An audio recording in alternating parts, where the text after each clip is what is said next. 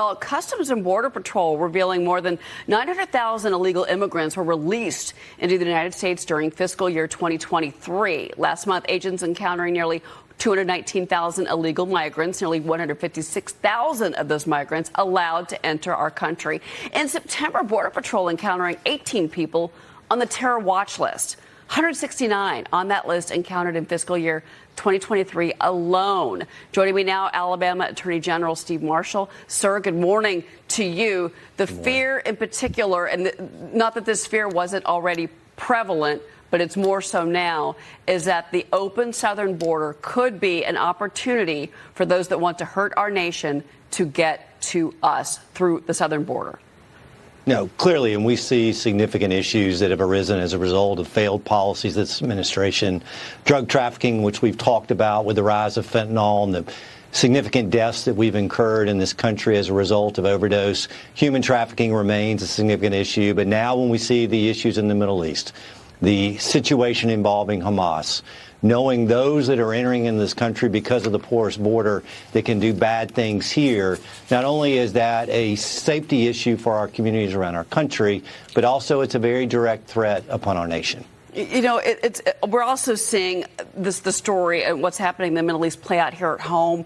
You've got these anti-Israel demonstrations happening on college campuses, big cities, small cities across America. At least 7,000 pro-Palestinian protesters shutting down the Brooklyn Bridge over the weekend here.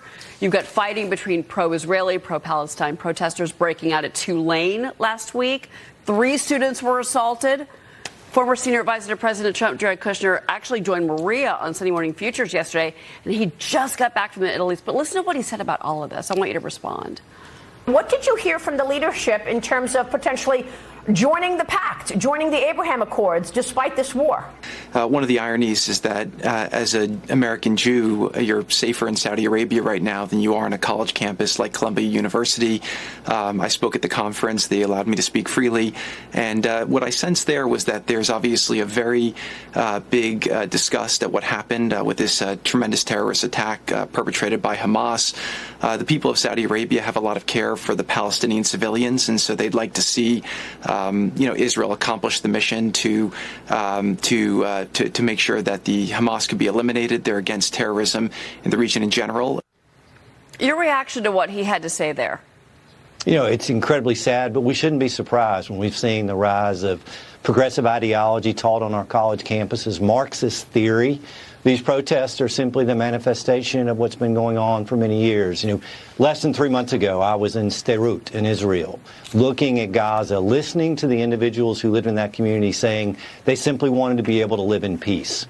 But yet you hear protesters using not free speech, but hate speech, creating fear on our college campuses. It's time for our administrators to be able to stand up and communities to be able to stand strong with our Jewish students. Well, let's stay with the student theme, because obviously what is happening at college campuses across this nation right now, and it will continue today, is very troubling for many. And Peggy Noonan wrote a Wall Street Journal opinion piece over the weekend. Israel tries to part the fog of war.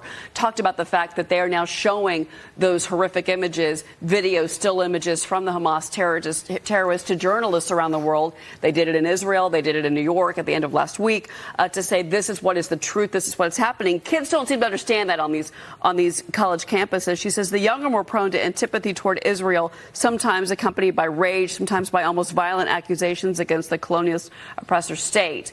And at the bottom of these politics, bloodlust. They speak of justice and equity. That's not what they want. They want dominance. What do you make of that?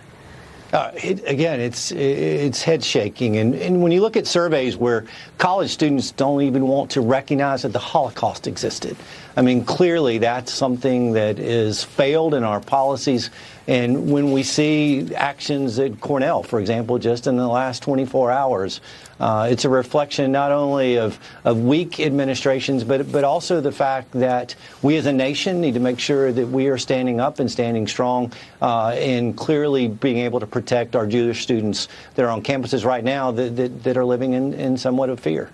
Doug Collins is with me on set. Sir, go ahead. Hey, Steve. One of the things that concerns me is you're seeing this from we talk mixed the border plus these issues on college campuses. How concerned from a law enforcement standpoint are we that what has come across the border that we don't know about maybe infiltrating or mixing in with some of the college campus riots, these things that we're seeing that may be fomenting more of a violent extremist part here? Are you concerned about that? And everywhere is a border state now under these regulations for the Biden administration. How concerned are you all about that?